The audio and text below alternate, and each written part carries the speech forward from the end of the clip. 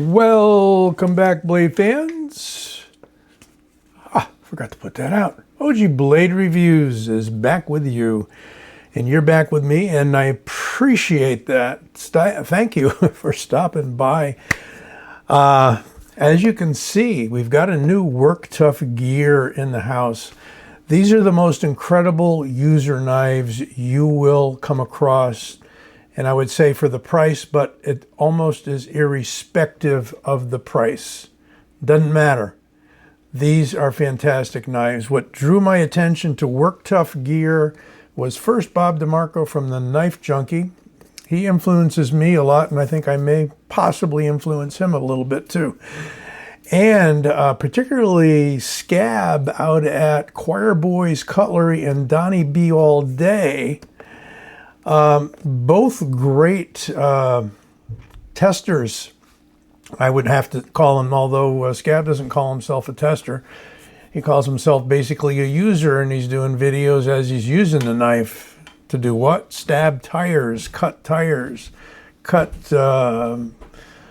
Kevlar tubing, all kinds of stuff. I mean, just crazy hour-long videos, you might say, maybe half an hour-long videos on, I'm prone to say torture testing a knife, but he ain't torture testing him, he's using the hell out of them. So thanks to Scab, big shout out to you, guy. I don't do those kind of videos where I'm cutting up a bunch of stuff. Maybe at some point I will. I'm an older guy, and hands and arthritis and crap like that are interfering with doing those marathon cutting tests. So that being said, you've been looking at the box for 2 minutes. Let's open it up. Vic Lin is the owner and also a designer at Work Tuff Gear. These are made in, I believe, in Kaohsiung, Taiwan. I've been to Taiwan in '76 when they were really first kind of establishing themselves. And that's a long story. It was on a 3 weeks martial arts tour. Had a great tour of the island. They fed us well. We attended banquets, and it was a martial arts kind of 3-week tour. And from there, we went 2 weeks to Tokyo. So that was an interesting time back in the 200th anniversary of the U.S., 1976. Work Tuff Gear, we get a, you call it a, can, beer can, soda can, sleeve. Kind of nice. You get a big old hanger that attaches to the sheath. And it looks like he's now given us tech lock, so you got your choice. You get a lot of stuff here. You get a lanyard thrown in. You get extra Chicago screws and bushings, rubber bushings. And you get a big old microfiber cloth. They give you a huge microfiber cloth. So very generous. For a blade that comes in well under 200. Yes, well under 200. We can get the box out of the way. What are we even talking about today? Well, drop the box there. We're talking about the Asset Gen 2. The Asset Gen 2 is designed to be a field knife, meant to be an emergency survival knife, compact, whatever you want to do with it knife. Again, they are amazing from the handles and the fit and finish right down to the blade steel, which is usually in the newer models, the K329. That is a Bowler tool steel. And the knife pops off so well. These Kydex sheaths, look at that thickness, and they are exquisitely molded. These are sturdy sheaths. I can get a little bit of flex out of there. There's just enough flex to really pop the knife out. We've got a pancake style sheath with grommets all over the place. 360 practically on those grommets. And I'm going to keep that close in case we want to show you the sheath again. So again, this is the Asset Gen 2. And it is in Boulder K329. The handles on this one that I chose are called Cobora Camo. with a gator grip. Now, their gator grip that I believe Vic Lynn designed are these series of kind of milled out dots. Hard to describe exactly what they are. They're bumps, giving it quite a nice texture, and it's a dull sort of finish to the micarta. There's a camo sheath out of ODG green, which you saw earlier.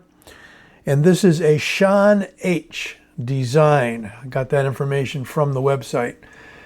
By the way, this was ordered directly from Work Tuff Gear Knives, WTG, in Taiwan. Took all of about 4 or 5 days through DHL to get here. Now, for those of you wondering about Taiwan and China and so on and so forth, actually, Taiwan is not a great friend, shall we say, of mainland China.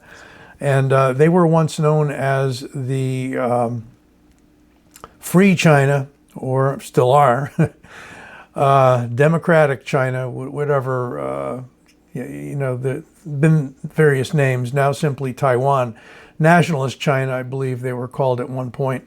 When in '76, when I visited them, they are not the China that people generally rail about when they say, I don't want a China knife, and so on and so forth. No, Taiwan, Cold Steel gets theirs made there. A good amount of Spydercos are made there, and many other knives. They are getting to be the cutlery capital of Asia, along, of course, with mainland China. Okay. Yada, yada, yak, yak. There's your branding, big WT for Work Tuff Gear. This is the second production run. It is Bowler K329, as I said. And there is the logo for Sean H. ODM Knives. And there it is, the asset. Now, the box wasn't marked, the Gen 2, but the catalog said Gen 2, my receipt said Gen 2, so it's Gen 2. Now, some interesting markings on the blade here. It's what they call basically a dual sort of a satin. You've got longitudinal satin lines here that almost look like a hand rub finish. There you can see them. And then you've got these kind of streakies going on here, sort of a pattern, almost like a rain pattern. You can sort of see it. Strange that you can't see it in the light. When the light gets bright, you can't see it. But they put an interesting kind of a pattern, almost looks like it's pre-worn on the grind. Now, speaking of the grind, on all Work Tuff Gear knives, they use a bevel that is convexed. And it is mirror polished and probably one of the longest lasting and sharpest edges on a knife of any sort, let alone one that's got a like a 3/16 stock blade, pretty thick blade for this size of knife, 5-inch blade. We're going to get the measurements in a moment, but check this out. It just glides right through. We can do curly cues all day with this. Whatever part of the blade you touch, it cuts. And if you don't believe that, just go out to Choir Boys Cutlery. Choir Boys Outdoors. Sorry about that. Choir Boys Outdoors.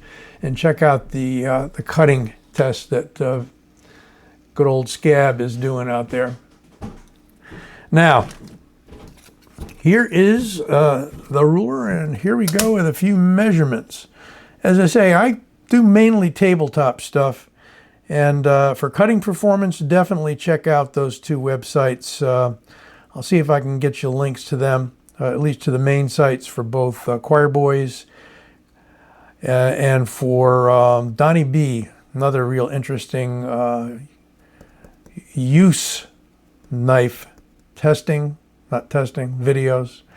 They don't like to use the word testing, but they definitely are a user channel. 10.5 inches overall, right to that glass breaker. They're defining that as a glass breaker. And 5, what do we got really? just about a 5 1/8, not quite 5 1/16. Call it a 5-inch blade. Switching to metrics, we got a 26.5 centimeter overall and roughly a 13 centimeter blade. Taking out the calipers, we're set to inches. Let's get the handle first. These are not skinny old handles.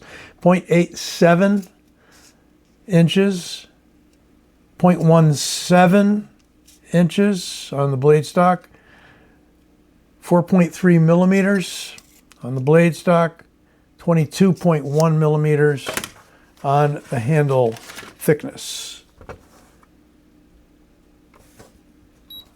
We'll set it up for grams first. So knife alone, 339.52 grams, and we'll call that 12 ounces. Now, with the sheath, but that's the sheath without the hanger and without the tech lock, just the sheath. That's how you get the knife. So you can set it up whatever way you want. Sheath plus the knife, 14.5 ounces. So you're not getting a thin or a lightweight knife. You're getting a durable, all-purpose, outdoor camping, survival, rescue, tactical, and it's compact compared to some of the other Work Tuff gear blades, which are humongous with giant buoy blades and so forth. You get this smaller buoy clip with a little bit of a hook to it, high flat grind, but with that nice convex bevel. Just look at that thing. They do an exquisite job. I believe these are hand done, these bevels. There you can see a little bit of that pattern. There is a name for it. It pops up now and then on their website. But, I didn't get it for that. I did like the handle. I like this Cobra Kydex or micarta handle. And they're just you just get the feeling in your hand that these things are indestructible. They pretty much are. If those guys at those websites I mentioned can't destroy them, I think you'd be hard-pressed to destroy them. And there's all kinds of customer support and warranty out at Work Tuff Gear. So if you have a need for that, just flip the light on there. Maybe that'll help. There it is. There it is. Kind of weird looking. If anything, it'll keep the knife from looking worn prematurely. I want to do some compares. First of all, to another Work Tuff Gear knife. This is the Elbrus Gen 2. And as far as I know, this is a Vic Lynn design. Of all the knives that I have from Work Tuff Gear, and I've got 6 of them now, that handle, and the handle is very similar to the Lanzetta, another Vic Lynn design. It's one of the better handles for my hand. Some of the other handles, like on the larger knives, they tend to be a bit blocky for me. However, I got some handles coming for something called the Little Evil. I got the 6-inch version of that, Little Evil Fighter, made by Carroll. That's Tory Carroll out in Nebraska.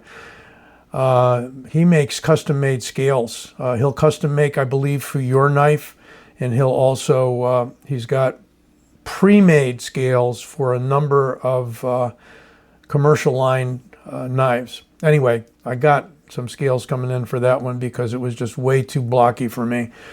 That was a Zach, and I can't think of Zach's last name. It's an Italian last name, like Minocci or something like that.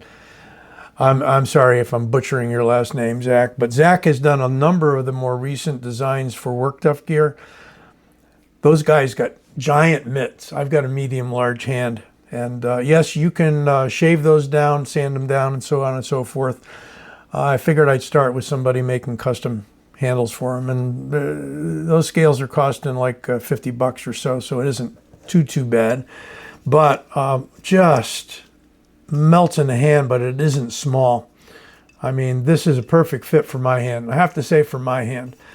Much larger knife here. You can see we got a blade that is considerably longer on the Elbrus Gen 2. It is like a 7-inch blade versus a 5-inch blade on the Asset Gen 2. Highly recommended on this one. No, it is not sharpened on both edges. You might be able to get away with sharpening out near the tip there. But realize when you sharpen the top edge on knives, you also make them a bit more frail. And these knives have some really piercy yet robust tips. So personally, I ain't going to do that. Same color sheath on this one too, the OD green. For compare against some other brands, I thought this was an apt compare. This is a T5 from Lion Steel out of Sleipner Steel. Very comparable size, slightly shorter. It's maybe a 4.5-inch blade or so. What do we got? No, it's a 5-inch blade. We just got, probably not lining, you know, I'm lining up that extended pommel. So if we were to line up just the back of the handle scales, they're pretty much the same. You got a little bit longer handle going on here for various reasons, as you can see. But this Lion Steel, a Moletta design. I forget the guy's name, but he designs a lot. Moletta has an actual name too. Moletta is actually his trade name. This is a Nyolox steel, which is a steel that you might say comparable to the K329. Forget who makes Nyolox. Let me check that out, because I thought it was another steel before I prepped for this review. All right, well, my handy dandy AI lookup here says that Bowler K329 and Nyolox are not directly comparable in the sense that they are the same steel or have identical properties. Bowler K329 is a cold work tool steel that excels in toughness and good wear resistance, often used for heavy-duty cutting applications like chipper knives and the woodworking industry. Nyolox, on the other hand, is a stainless tool steel that focuses on a balanced blend of corrosion resistance, edge retention, and toughness thanks to the presence of niobium, which promotes a finer grain structure. So how you would compare them, you can figure that out pretty much on your own, but Lion Steel just makes some excellent knives. Look how they slotted the micarta on this one and put this sunburst pattern. So, and it's really, really comfortable. I'd say almost as comfortable as the Elbrus. Not that this lacks comfort by any means, but they slotted this and dropped it in, and you've got like a half tang. Wasn't that a group? Wu-Tang, half tang? No. Dumb joke. Okay. And the last one, which was really the first one I thought of to do a compare with the Asset Gen 2, is from good old TKL knives. FMF, Frogman's Field Knife. A design by Jason Pike of Frogman Tactical. Just about the same size. Let's get the Lion Steel out of the way. Aftermarket Kydex for the Lion Steel. Not too bad. Comes with leather. Figure I'd just drop that in. Well, fairly similar blades. You know, buoy clip with a little hook, both tips lined up to the center, same blade height, got a fuller going on to reduce a little weight on the asset. And we've got TCal's famously slim scales. Look at that. And I'm pretty certain that Tim does this so his knives are more carryable and you can tuck them under the waistband or whatnot. But if you're wearing it on the outside of the belt, I would prefer to have a little more meat if I was going to be working with this knife. That is not to say that we have a bad grip here. In fact, this knife feels much more lively than this one if we're talking tactical. I mean, somewhat more. Some of the clunkier knives, I have to call them clunkier knives with the real thick blocky handles from Work Tuff gear, they don't feel this good. I think this is a good balance of handle and blade with that 5-inch blade. Of course, you got your nickel boron finish, stonewashed from TCal. This is an earlier model. Tim is now working on refining a lot of the surface features of his knives. There's enough sharpness here that you could use a ferro rod. Now, with all of Work Tuff's gear knives, they all have at least a portion of the blade that is very sharp on the shoulder, easily used to strike a ferro rod and create sparks to create a campfire. And I didn't mention that this part, it's unusual on this particular Work Tuff gear knife, is that we've got a crowned spine rounded over where that jimping is. So you've got really nothing that's going to hurt your thumb, and that is a really good ramp for the thumb. I don't need to go out any further than that. I mean, you could stretch and get out there, but this is all I need to add more pressure on a cut. Got a nice built-in guard, and you've got basically a shelf, or a compartment here, if you want to look at it that way, that prevents your hand from slipping back or slipping forward. And this gator grip here is outstanding. Now, on the TCal, we've got, I think, what he calls his bullet grips. Correct me if you're listening, Tim, if I'm wrong. But these add an outstanding grip to the knife. Plus, there's a very bumpy jimping, wide-spaced jimping. Only 3 grooves there that is provided. You know, you really can't say in any way, shape, or form that this isn't a knife that you can get a secure grip on. It's just that Work Tuff gear tends to go with much thicker scales, and it feels good in a different way. What can I say? Tim sheaths, hard to beat them.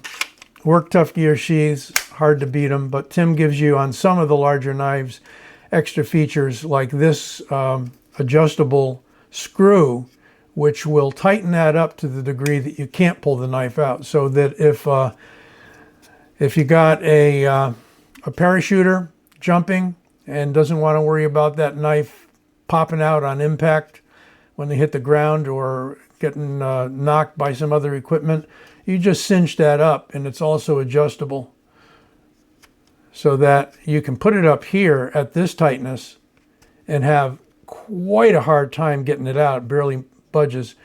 Or there you go, yeah. Slide it down there and it comes right out. And cinch it up anywhere in between. I like to keep it down and then adjust the tension. It's a beautiful concept. And we've got slots as well as holes and grommets.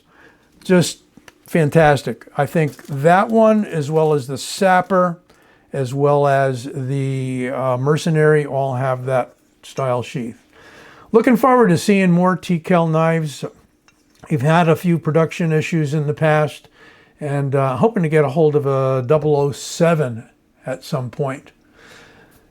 There you go. We're talking today about the Work Tuff gear. Asset Gen 2, a design by Sean H. of ODM Knives. Great job, Sean. Great job, Vic Lynn. Great job, Work Tough Gear. And thanks again for bringing my attention to this knife, Scab at Choir Boys, and also Donnie B all day. Hope I got all those names right. That's from memory. Thank you, guys. Be well. Take care. Stay safe.